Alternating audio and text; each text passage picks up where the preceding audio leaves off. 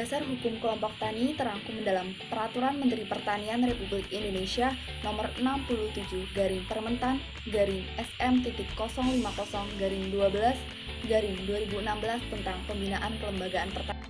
Kelompok tani, kumpulan petani, peternak, pekebun yang dibentuk atas dasar kesamaan kepentingan, kesamaan kondisi lingkungan, sosial, ekonomi, sumber daya, dan keakraban untuk meningkatkan dan mengembangkan usaha anggota. Ciri-ciri kelompok tani. Yang pertama, saling mengenal, akrab, percaya sama anggota. Yang kedua, pandangan dan kepentingan yang sama. Yang ketiga, kesamaan dalam tradisi, pemukiman, hamparan usaha, jenis usaha, status ekonomi, sosial, bahasa, pendidikan, dan ekologi. Yang keempat, pembagian tugas, tanggung jawab sesama anggota, keputusan berdasarkan kesepakatan. Unsur pengikat kelompok tani. Pada kelompok tani terdapat 5 unsur pengikat. 1. Kesamaan kepentingan antar anggota, yaitu adanya kepentingan yang sama di antara anggotanya. 2. Tanggung jawab kawasan usaha tani, yaitu kawasan usaha tani yang menjadi tanggung jawab bersama di antara anggotanya. 3. Dedikasi kader tani untuk menggerakkan para petani, yaitu kader yang mampu menggerakkan petani dengan kepemimpinan yang diterima oleh sesama petani. 4. Manfaat kegiatan bertani, yaitu kegiatan yang manfaatnya dapat dirasakan oleh sebagian besar anggotanya. 5. Dorongan atau motivasi dari tokoh masyarakat, yaitu motivasi atau dorongan dari tokoh masyarakat untuk menunjang program yang sudah ditetapkan. Kemudian beberapa tujuan dari pendirian dan kegiatan kelompok tani atau poktan, yaitu yang pertama, untuk mengikat petani dalam suatu tujuan dan kebermanfaatan bersama. Dengan adanya kegiatan poktan ini, diharap tujuan yang pertama ini tercapai, yaitu petani dapat bersatu untuk menyamakan visi misi, untuk mensejahterakan desanya, dan untuk kebermanfaatan dan kemaslahatan bersama kelompoknya. Nah, kemudian tujuan yang kedua adalah untuk mengoptimalkan sumber daya pertanian yang ada di daerah tersebut. Dengan dibentuknya kelompok tani atau poktan ini diharapkan bertujuan untuk bisa mengoptimalkan dan memaksimalkan potensi wilayah yang ada, sehingga akan mensejahterakan petani dan anggota poktan yang ada. Kemudian tujuan yang ketiga yaitu poktan sebagai salah satu instrumen pembangunan nasional. Hal ini dikarenakan poktan atau kelompok tani yang beranggotakan petani-petani ini akan menjadi satu, kemudian mempunyai visi dan misi bersama untuk kebermanfaatan desanya, kemudian memenuhi kebutuhan pangan. Fungsi kelompok tani menurut Permentan Nomor 67 Tahun 2016 tentang pembinaan kelembagaan petani. Terdapat 3 fungsi utama kelompok tani, yaitu yang pertama adalah kelas belajar, yang kedua adalah wadah kerjasama, dan yang ketiga adalah unit produksi. Untuk yang pertama adalah kelas belajar. Diharapkan kelompok tani menjadi wadah belajar mengajar bagi anggota untuk meningkatkan keterampilan, pengetahuan, serta sikap agar tumbuh menjadi usaha tani yang lebih mandiri. Yang kedua adalah wadah kerjasama.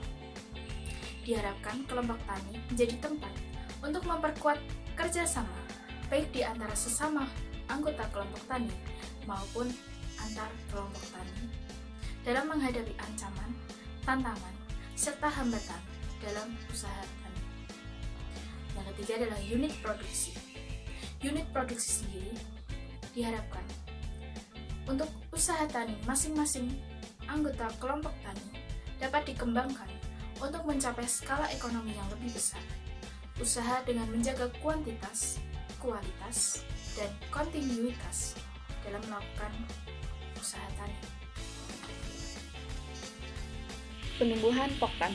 Dasar penumbuhan poktan adalah berasal dari kelompok-kelompok atau organisasi sosial yang berada di masyarakat. Penyuluh pertanian mendorong dan menumbuhkan Poktan. Anggota Poktan harus memiliki kegiatan usaha tani. Poktan dapat ditumbuhkan dari petani dalam satu wilayah dan hamparan usaha sesuai dengan kebutuhan wilayah. Poktan ditumbuhkan dari, oleh, dan untuk petani dengan 20-30 anggota.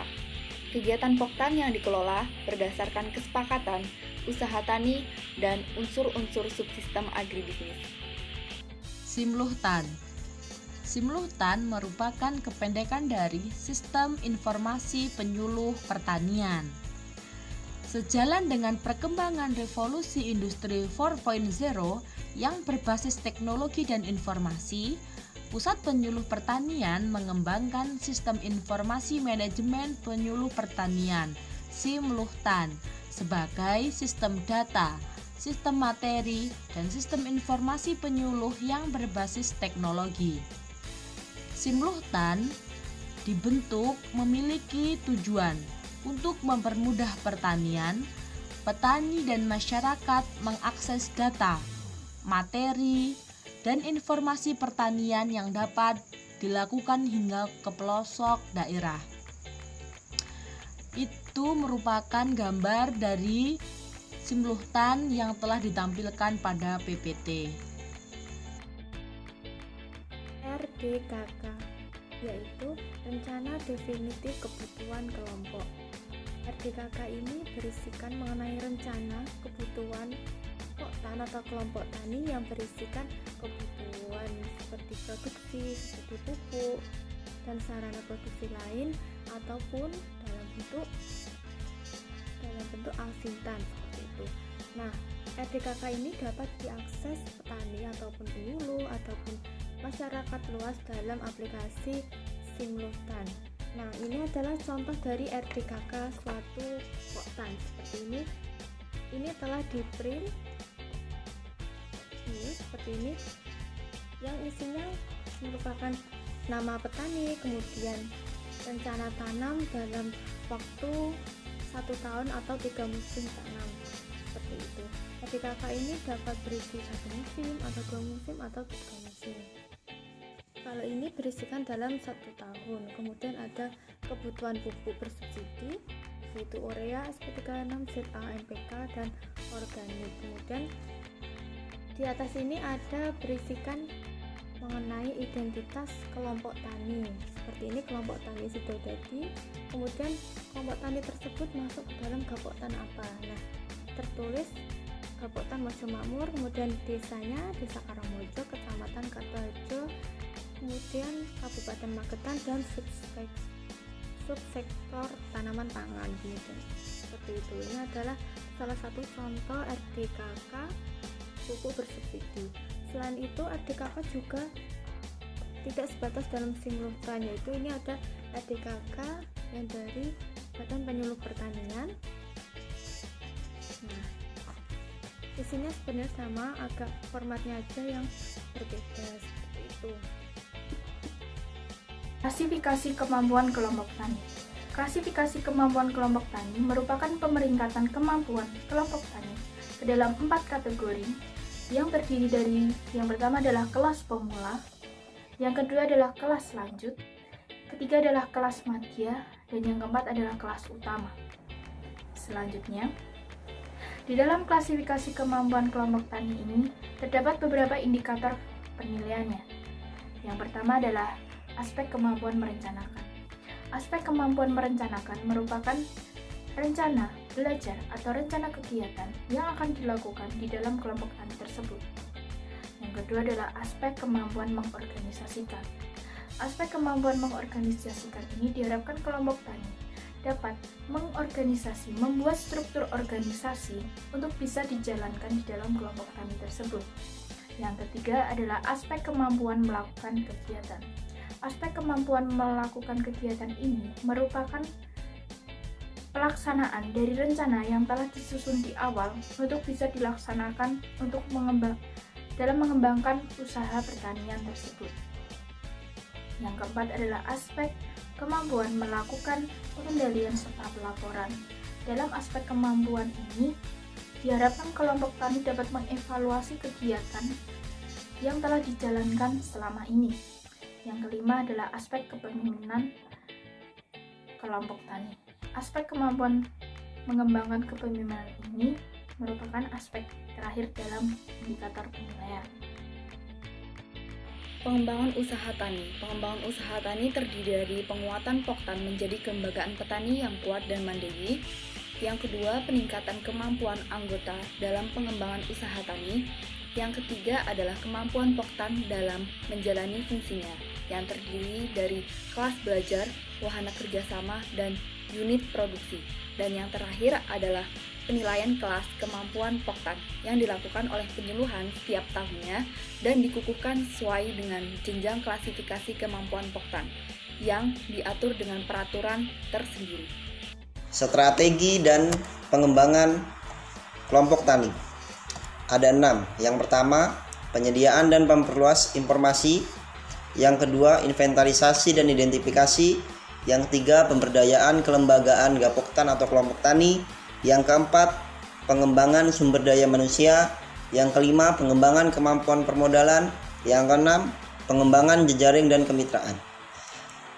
Yang pertama, penyediaan dan penyebar luasan informasi.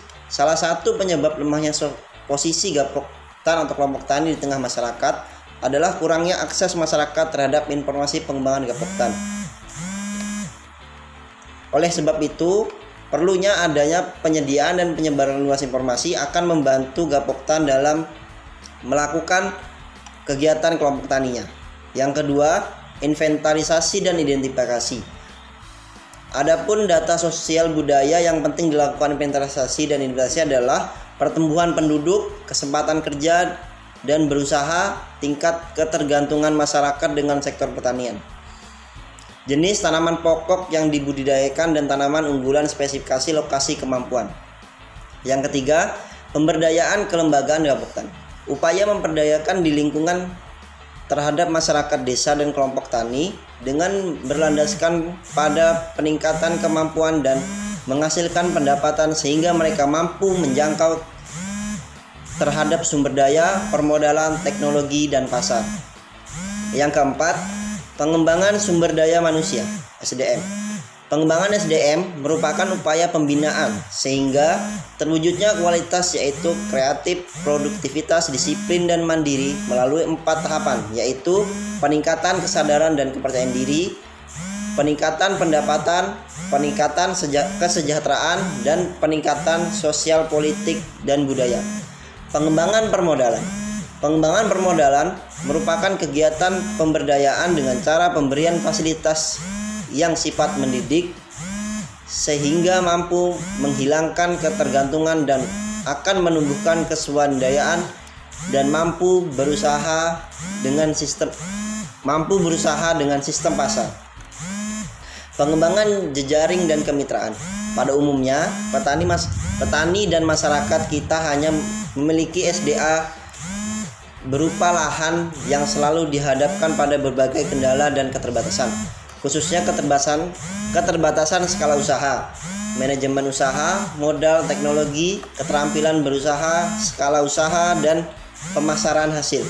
Maka perlu dikembangkannya pola-pola kerjasama kemitraan yang saling menguntungkan kedua belah pihak dengan pasar aset-aset yang dimiliki oleh masing-masing pihak tersebut. Simluhtan. Simluhtan merupakan kependekan dari Sistem Informasi Penyuluh Pertanian. Sejalan dengan perkembangan revolusi industri 4.0 yang berbasis teknologi dan informasi, Pusat Penyuluh Pertanian mengembangkan Sistem Informasi Manajemen Penyuluh Pertanian (Simluhtan) sebagai sistem data, sistem materi, dan sistem informasi penyuluh yang berbasis teknologi. Simluhtan dibentuk memiliki tujuan untuk mempermudah pertanian, petani dan masyarakat mengakses data, materi, dan informasi pertanian yang dapat dilakukan hingga ke pelosok daerah. itu merupakan gambar dari simultan yang telah ditampilkan pada PPT. Kemudian selanjutnya ada contoh poktan atau kelompok tani dalam bidang hortikultura biofarmaka. Sebenarnya di Indonesia ada banyak sekali contoh kelompok tani biofarmaka atau tanaman herbal ini, seperti di Jawa Tengah, Jawa Timur, hingga di luar Jawa pun juga sudah banyak kelompok tani herbal ini. Kemudian di sini saya ada beberapa contoh, yaitu yang pertama ada kelompok tani komoditas porang di Waros, yang kedua ada kelompok tani lidah buaya di Kepulauan Riau, dan yang ketiga ada kelompok tani toga. Kemudian saya akan menjelaskan sedikit mengenai kelompok tani tanaman herbal, yaitu salah satunya yang tadi, yaitu kelompok tani toga di daerah Sleman.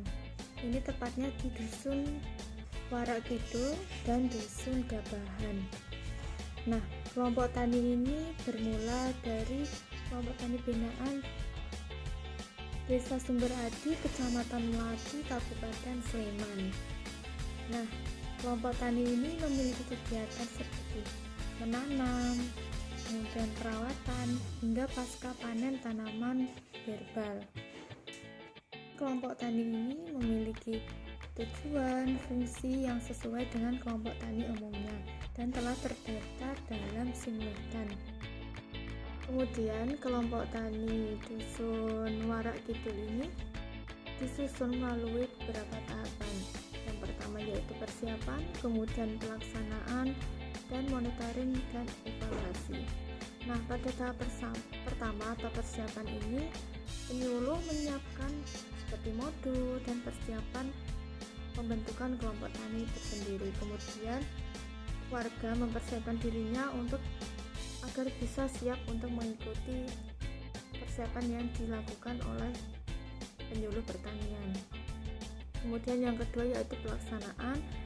Yang kedua ini kelompok tani yang beranggotakan warga dusun bersama penyuluh pertanian melakukan kegiatan bersama, kemudian dilakukan seperti transfer ilmu pengetahuan dan teknologi, kemudian cara pengaplikasiannya ke warga seperti itu, dan bagaimana cara budidaya hingga proses pasca panen.